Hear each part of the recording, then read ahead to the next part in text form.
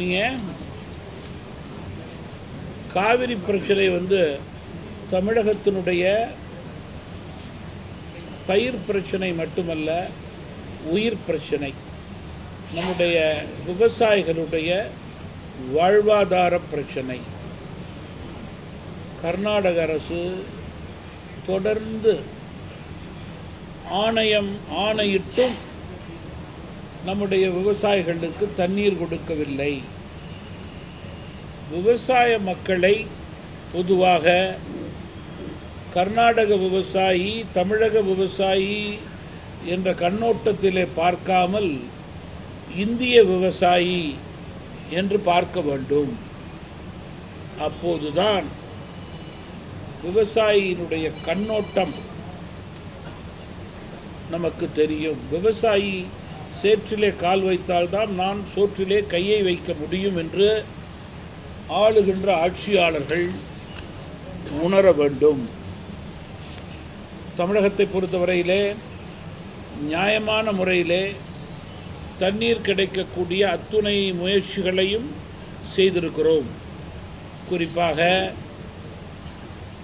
நம்முடைய சட்டமன்றத்திலே ஒருமனதாக அனைத்து கட்சிகளும் தீர்மானம் நிறைவேற்றியிருக்கிறது. முதல்வர் கர்நாடகா செல்வதற்கு திட்டமிட்டது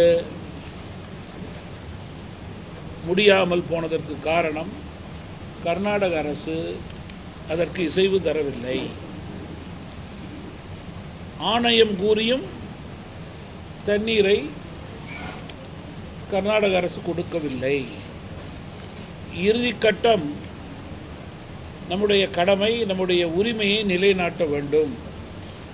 அதற்கு உச்சநீதிமன்றம் செல்வதுதான் உகந்தது என்ற நிலையிலே தமிழகம் அந்த நிலையை கடைபிடித்திருக்கிறது. மேலும் மேகதாது கட்டும் பிரச்சினைக்கு மத்திய அரசும் முற்றுப்புள்ளி வைக்க வேண்டும். மேகதாது என்றால் தமிழகம் டெல்டா பகுதிகள் பாலைவனமாகிவிடும்.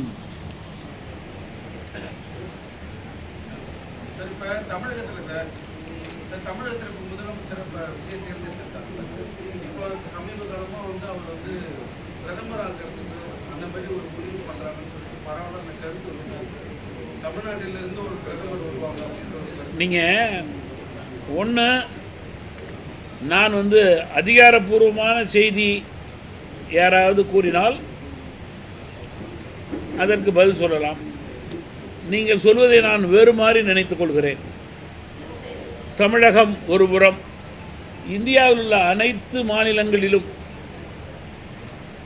அவரவர் சார்ந்த ஒரு முன்னணி தலைவர், மரியாதைக்குரிய தலைவர், பிரபலமான தலைவர் ஏன் இந்தியாவை ஆளக்கூடாது என்று அந்த மாநிலத்தில் உள்ளவர்கள் நினைக்கக்கூடாது என்பதைத்தான் நாம் மனதிலே வைத்துக்கொள்ள வேண்டும்.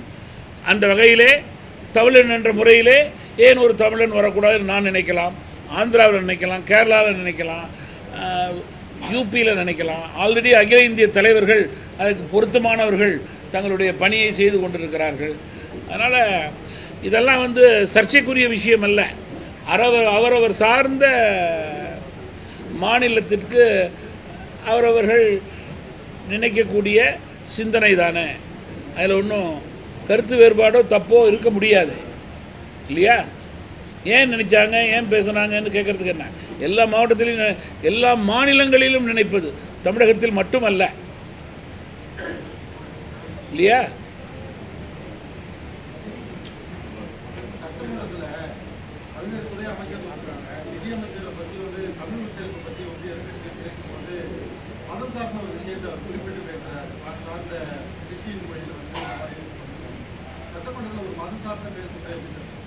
என்னை பொறுத்த வரைக்கும் நீங்கள் அமைச்சர்களெல்லாம் புதிய அமைச்சர்கள், உள்ளொன்று வைத்து புறமொன்று பேசுவதாக நான் கருதவில்லை.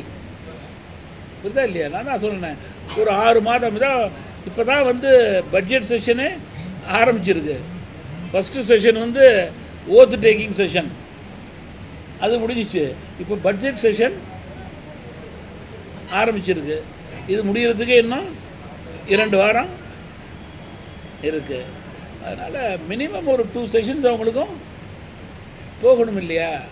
எடுத்தேன் கவிழ்த்தேன் என்று யாராவது பேசினால் அது அரசியல் பொறாமையாகத்தான் இருக்க முடியும், அரசியல் காழ்ப்புணர்ச்சியாகத்தான் இருக்க முடியும் இல்லையா? நான் வந்து அரசை சப்போர்ட் பண்ணணும்னு பேசலை, யதார்த்தத்தை உண்மையை நான் பேசுகிறேன், அவ்வளோதான்.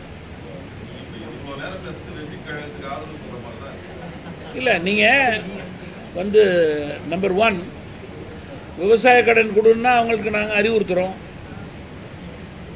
லாக்அப் கைதிகள் ஜாக்கிரதையாக பார்த்து கொள்ள வேண்டும் என்றால் அதில் மக்களுக்கு அதிருப்தி இருப்பதாக அர்த்தம். சட்டம் ஒழுங்கு இன்னும் இரும்பு கரம் கொண்டு அடக்க வேண்டும். போதைப்பொருள் கலாச்சாரத்துக்கு முற்றுப்புள்ளி வைக்க வேண்டும். இதெல்லாம் நாங்கள் வலியுறுத்திட்டு தானே இருக்கோம் இல்லையா? நீங்கள் காவிரி பிரச்சனையில் வந்து உச்சநீதிமன்றத்துக்கு போனதை நான் எதிர்க்க முடியுமா? தொகுதி சீரமைப்பு ஒத்த கருத்து கொண்டு வந்ததை நான் வேண்டாம் என்று சொல்ல, ஒத்த கருத்துன்னா ஒரு சிலர் அதை ஏற்றுக்கொள்ளவில்லை, பெரும்பாலான கருத்துக்கு நானும் சரி என்று தான் சொல்கிறேன். அதுபோல் சரி என்று சொல்வதை விதண்டாவாதத்திற்கு இல்லை என்று சொல்வதில் என்ன அர்த்தம் இருக்குது இல்லையா? 60 வருடங்களுக்கு பிறகு ஒரு ஆட்சி மாறி இருக்கிறது, மக்கள் இந்த வாய்ப்பை கொடுத்திருக்கிறார்கள். பொறுத்திருந்து பார்க்கக்கூடியது நம்முடைய பொறுமைக்கு அழகு.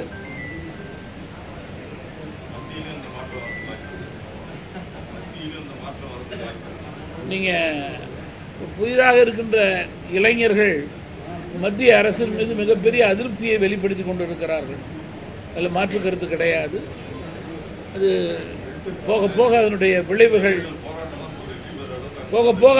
விளைவுகள் அதிகமாக இருக்கக்கூடிய வாய்ப்பையே மத்திய அரசை எதிர்த்து நான் பார்க்கிறேன்.